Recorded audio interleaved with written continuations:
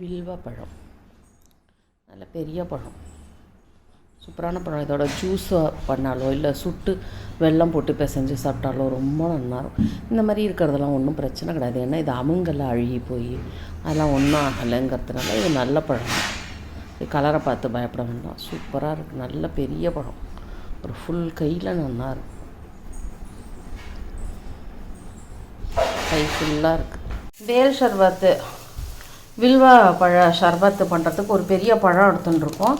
அதுக்கு இது கிட்டத்தட்ட ஒரு 300 கிராம் இருக்கும்னு நினைக்கிறேன். சுகர் இல்லைப்பா 200 அப்படிங்கிறார். எனக்கு என்னவோ 1/4 கிலோவுக்கு மேலே இருக்கிற மாதிரி இருக்குது. இங்கே பாருங்கள், இந்த மாதிரி ஒரு பாத்திரத்தில் இவ்வளோ எடுத்துட்டுருக்கோம். சரியா? 1 கிலோ பேக்கெட்டில் இவ்வளோ இருந்தது, அதில் இவ்வளோ குறைஞ்சிருக்குன்னா 300 இருக்கும் அட்லீஸ்ட். அதில் கொஞ்சம் தண்ணியை விட்டு அது பாகுக்கு வைக்கணும். இப்போ இண்டக்ஷனில் வச்சுருக்கோம் அது ஷர்பத்துக்கு. ஸோ அது ஆகட்டும், அது பாகு. இப்போ வில்வ பழம் அது இருக்குது இல்லையா, அப்படி போட்டு உடைக்கணும். மேலே இல்லைன்னா ஒரு கல் வச்சு கூட அடிச்சுக்கலாம். இது உடஞ்சிடும், மேலே இருக்கிற கூடு உடஞ்சிடும். உடஞ்சதுக்கப்புறம் அதை அப்படியே ஓப்பன் பண்ணி உள்ளே பார்த்தா காமிங்கோது எப்படி இருக்குன்னு இந்த மாதிரி இருக்கும். சரியா? இப்போ அதோட அந்த ஓடெல்லாம் எடுத்துட்டு அந்த ஓடில் இருக்கிறதையும் இந்த ஸ்பூனால் இப்படி வழித்து போட்டுக்கணும். நல்லா வழித்து போட்டுறணும். அதில் பாத்திரத்தில் வழிக்க வரும். அது நல்லா ஒரு ஸ்மூத்தாக இருக்கும். அது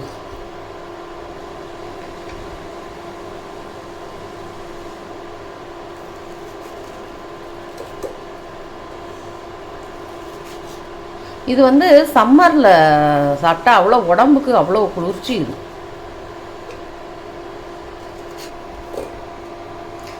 இது உள்ள கொட்டையெல்லாம் இருக்காது. இருக்கும், கொட்டையெல்லாம் இருக்குமா?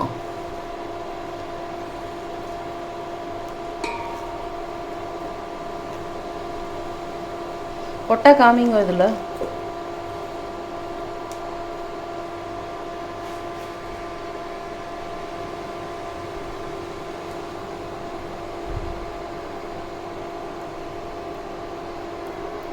இல்லையா, கொட்டை இல்லை அது.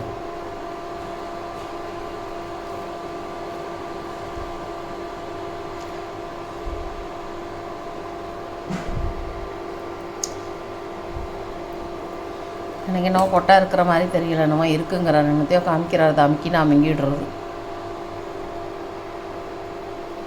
இதுவா இல்லையா, அமுங்கிறது எனக்கு இன்னும் கொட்டையெல்லாம் இல்லை. மேபி திஸ் இந்த இருக்கு பாருங்க. எஸ், இதான் கொட்டை. இதோடது அது பரங்கிக்காய் கொட்டை மாதிரி இருக்குது கொஞ்சம். அது வேகாது, அது மசியாது, இல்லை வேகாது. அதை தனியாக எடுத்துடணும். இல்லை தானே வந்துடுமோ. ஸோ இது வில்வ பழத்துக்குள்ளேருந்து அந்த ஸ்மூத்தாக இருக்கிறத அதை அப்படியே நம்ம வழித்து எடுத்துக்கணும். ஸ்பூன் வச்சு வழித்தோன்னா நல்லா வந்துடும். அந்த பக்கம் கொஞ்சம் வெளிப்பக்கமாக ஓடு கருப்பாக இருந்தது இல்லை, அந்த பக்கம் உள்ளேயும் கொஞ்சம் கருப்பாக இருக்குது. ஆனால் அது ஒன்றும் பிரச்சனை இல்லை, ஒன்றும் பிரச்சனை இல்லையா. அது வெயிலில் நிறையா நேரம் ஆனதுனால அது கண்ணி போன மாதிரி ஆயிருக்கு. ஆனால் அது ஒன்றும் பிரச்சனை இல்லை அப்படிங்கிறோம். ஸோ ஒரு நல்ல ஒரு பெரிய பழத்தில் இவ்வளோ வருது பாருங்க.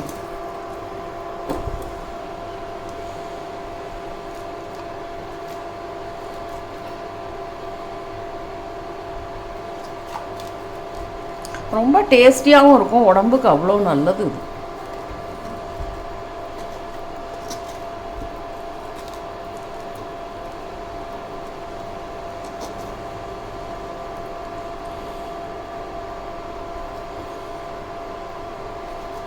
இந்த வில்வ கூடு இருக்குது இல்லையா, இதை நம்ம கரெக்டாக ஒரு கார்பென்ட்ரி இன்ஸ்ட்ருமெண்ட் வச்சு நல்லா கட் பண்ணோன்னா நிறையா பேர் இதை க்ளீன் பண்ணி வியூதி போட்டு வச்சுப்போம் வில்வ கூட்டில்.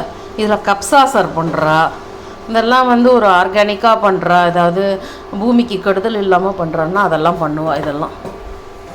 இப்போ இதை நல்லா கையால் பிசைஞ்சுக்கணும். நல்லா கொஞ்சம் தண்ணி தெளித்து தண்ணி விட்டு நல்லா இதை பிசைஞ்சுக்கணும்.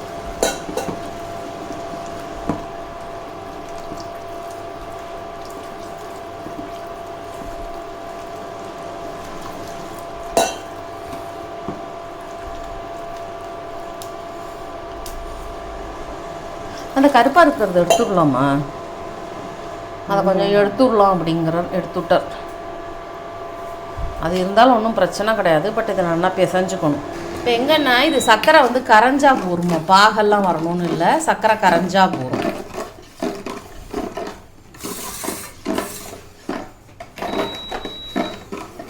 ஸோ இது கரைஞ்சி கொடுத்து கொஞ்சம் இருக்கிறதையும் அவர் கரைச்சி விட்றார்.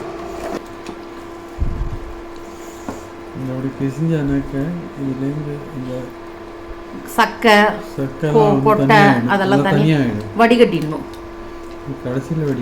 கடைசியில் வடிகட்டணுமா? ஆனால் பிசைஞ்சிட்டாக்கா அது தனித்தனியாக வந்துடும். அதோட பல்ப்பு தனியாக போயிடும். அது ஈஸி டு செக்ரகேட்டு இல்லையா?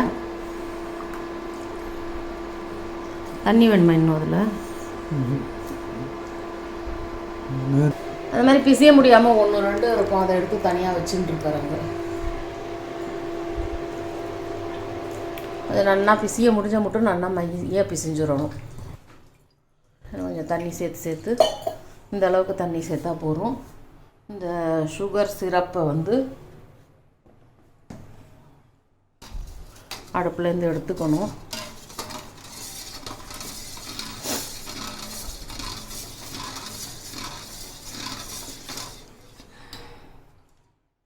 அந்த சுகர் சிரப்பை அதில் சேர்த்துறணும். ஒரு நல்ல இவ்வளோ பெரிய வில்வ பழத்துக்கு ஒரு 300 கிராம் சர்க்கரை சேர்த்துருக்கேன். சர்க்கரை இருக்க தான் செய்யும். இது இல்லைன்னா வெல்லம் கூட சேர்த்துக்கலான்னு நினைக்கிறேன். இது வெல்லம் நாட்டு சர்க்கரை, அது அவாவா சாய்ஸ். இது நாங்கள் இப்போ அஸ்கா சர்க்கரை தான் சேர்த்துருக்கோம். நல்லா எவ்வளோ பிசிக்கிறோமோ அந்தளவுக்கு வேஸ்டேஜ் கம்மி. அது அப்படியே உடம்புல சேரும். இல்லைன்னா அது ஃபில்டர் பண்ணுறச்சே அது போயிடும். இப்போ இதில் கொஞ்சமாக உப்பு போடுறார். உப்பு இந்த அளவுக்கு கொஞ்சம் அது என்ஹான்ஸ் பண்ணி கொடுக்கறதுக்காக உப்பையும் போட்டு நல்லா சேர்த்து பிசைஞ்சுன்னு இருக்கா. அதில் ஒரு வடிகட்டியை வச்சுட்டு இன்னொரு பாத்திரத்தில் இதை வடிகட்டிக்கணும்.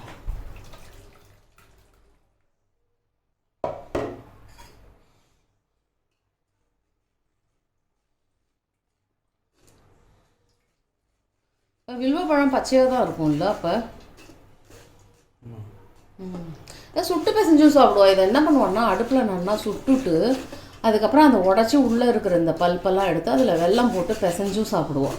அது மாதிரியும் பண்ணுவாள். அது நான் பார்த்துருக்கேன். இது வந்து ஜூஸ். இப்போ இது வந்து நமக்கு சாப்பிடவும் நல்லா இருக்கும், உடம்புக்கும் குளிர்ச்சிங்கிறதுனால இது.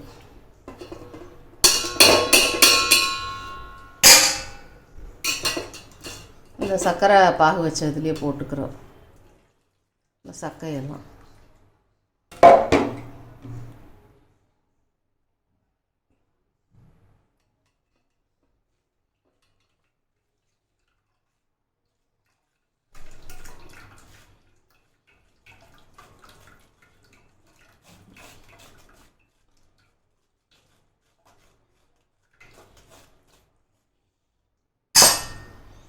அதில் இன்னும் இருக்கும், ஜூஸ் இருக்கும் போல் இருக்கே.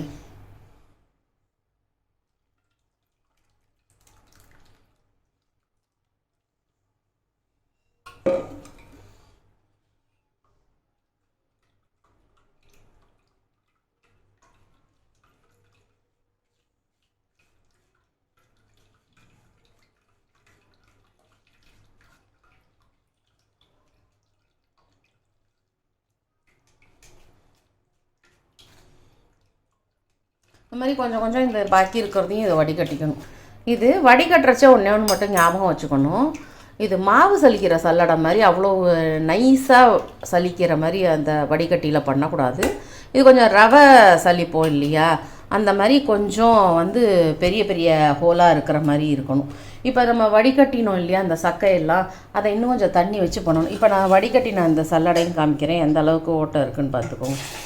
ஸோ இந்த அளவுக்கு அது இருக்கணும். அப்போ தான் அதில் கொஞ்சம் அந்த ஃபைபர் கண்டென்ட்டு நமக்கு கிடைக்கும்.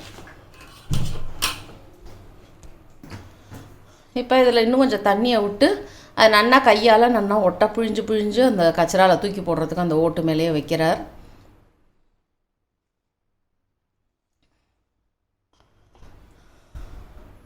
இன்னொரு தடவை மொத்தம் இதில் வந்து வடிகட்டின இருக்கிற சக்கையில் இன்னும் கொஞ்சம் தண்ணியை விட்டு இன்னும் கொஞ்சம் வடிகட்டிக்கிறார். ரொம்ப தண்ணி விட்டு அதுக்குன்னு பண்ணக்கூடாது, ஓரளவுக்கு தான் பண்ணணும். அதில் பார்த்தேன்னா இப்போ கொட்டை, கோது, சக்கை அதெல்லாம் வெளியில் வந்திருக்கும்.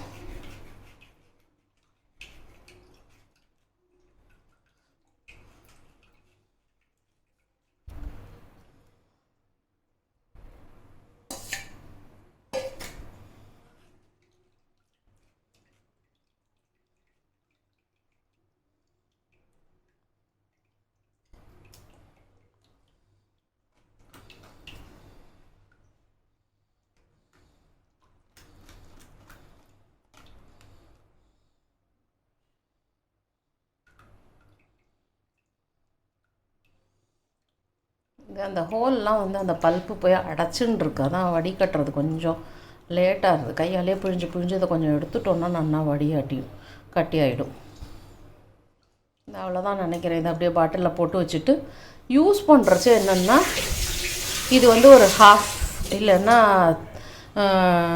1/3 போட்டால் போகிறோம்ல, 1/3 போட்டு 2/3 வாட்டர், 2/3 வாட்டர், 1/3 இந்த இது ஸ்ட்ராங்காக இருக்கிற அந்த ஜூஸு ப்ளஸ் 2/3 வந்து நம்ம வாட்டர் ப்ளஸ் ஐஸ் க்யூபு சேர்த்து நம்ம சர்வ் பண்ணலாம். ஸோ இதை பாட்டிலில் போட்டு ஃப்ரிட்ஜில் வச்சுட்டுருணும். இப்போ அதை ஒரு பாட்டிலில் ட்ரான்ஸ்ஃபர் பண்ணணும். ஒரு ஃபனல் இருந்ததுன்னா ரொம்ப வசதியாக இருக்கும். ஃபனல் இல்லாதப்போ இந்த மாதிரி ஒரு சின்ன கிளாஸாக எடுத்து, ஆனால் இந்த மாதிரி மொட்டை கிளாஸில் விடாமல் வாய் இருக்கிற கிளாஸாக வச்சுட்டு விட்டுக்கணும். அது மாதிரி ஃபில் பண்ணி ஃப்ரிட்ஜில் வச்சுட்டோன்னா அதுவும் சில்லுன்னு இருக்கும். ப்ளஸ் இது 1/3 ப்ளஸ் 2/3 ஐஸ் வாட்டரோ இல்லை வாட்டர் வித் ஐஸ் க்யூபோ போட்டு நம்ம வந்து சாப்பிட்லாம், சர்வ் பண்ணலாம். ரொம்ப உடம்புக்கு நல்ல ஜூஸ் இது. டேஸ்ட்டும் இருக்கும், உடம்புக்கும் நல்லது.